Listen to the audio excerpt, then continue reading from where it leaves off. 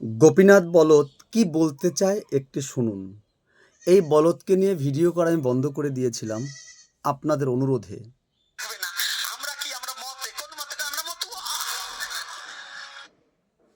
এই বলদের অঙ্গভঙ্গি দেখলে এই শেয়ালের মতো মনে হচ্ছে। এই শেয়াল পণ্ডিত নিজে বলেছিলেন যে আমি মতুয়ার আশীর্বাদে জন্মগ্রহণ করেছি, আর সেই জন্ম সত্যকে অস্বীকার করলেন। তারপর কি বলছেন এই বলদ?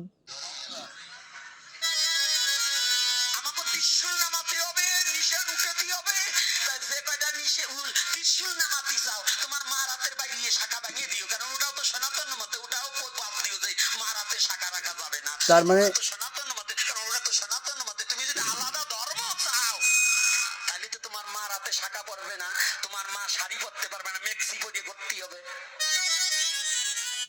ঠিকমতো কথা গুছিয়ে বলতে পারেন এই বলদটা। শাখা সিঁদুর তৈরি করেছে ভারতীয় মূল নিবাসীদের আদি সৃষ্টি। তখন এই জাতিভেদ ব্রাহ্মণ, বৈশ্য, ক্ষত্রিয়, শূদ্রের কোনো সৃষ্টি হয়নি।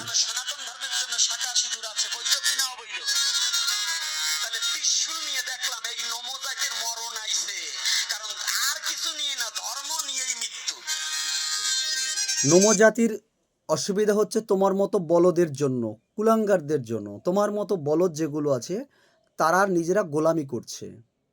তুমি তো বলছো তোমার জন্ম মতুয়ার আশীর্বাদে, কিন্তু আমার প্রশ্ন, বাপের বেটা হলে ডিএনএ টেস্ট করে দেখাবে ওর মধ্যে কোনো ব্রাহ্মণের বীজ নেই তো? এটা আমার সন্দেহ। এটা আপনারা হয়তো একমত হবেন। এই বলদ বলতে বলতে কতদূর পৌঁছে গেছে। এই জানোয়ার শাখা সিঁদুরের ইতিহাস জানেন আপনারা, আমার ভিডিও দেখবেন, সেখানে আমি সুন্দর করে ব্যাখ্যা করে দিয়েছি। শাখা সিঁদুর ভারতীয়, আদি ভারতীয়দের সৃষ্টি, অন্য কারো নয়। ত্রিশূল, তোমরা অনেকেই বলো যে গুরুচাঁদ শিবের অবতার, তাই ত্রিশূল দিতে হবে। আমি যদি বলি যমুনার কূলে গিয়ে কৃষ্ণ যখন কালী হলেন, আপনারা সবাই জানেন, তবে কৃষ্ণের গলায় কেন মুন্ডের মালা নেই? এর যে উত্তর আপনারা দিতে কি দেবেন? কিন্তু এই বলদ যেগুলো বলছে,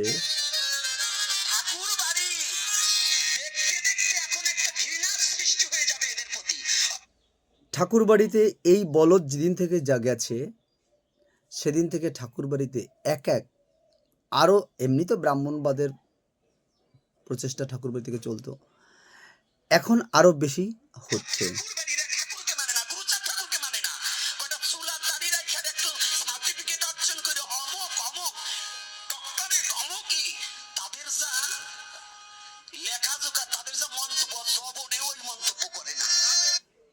জবন জবন হরিদাসকে ভুলে গেছো? বলদ, পড়াশোনা করতে হবে। মাধ্যমিকে 3বার ফেল করে মাধ্যমিক পাস করেছো।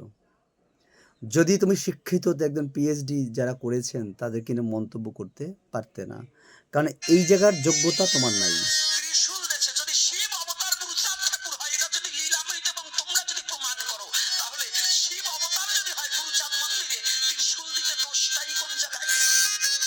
আরে বলদ, কৃষ্ণ কালীরূপ ধরেছেন, তবে কৃষ্ণের গলায় মুন্ডের মালা পরাতে অসুবিধা কোথায়?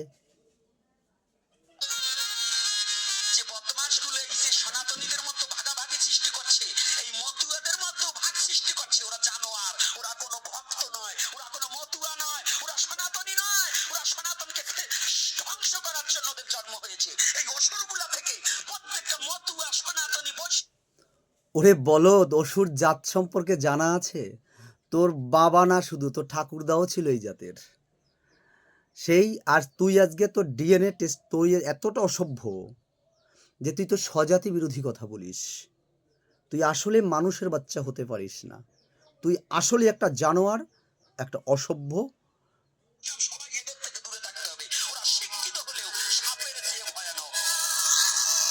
এই জন্য তো ডিএনএ টেস্ট করতে বলছি আমি। এই জন্য তো ডিএনএ টেস্ট করা দরকার।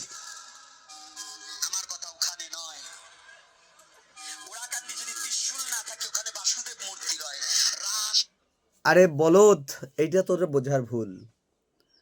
এইটা তোর বোঝার ভুল।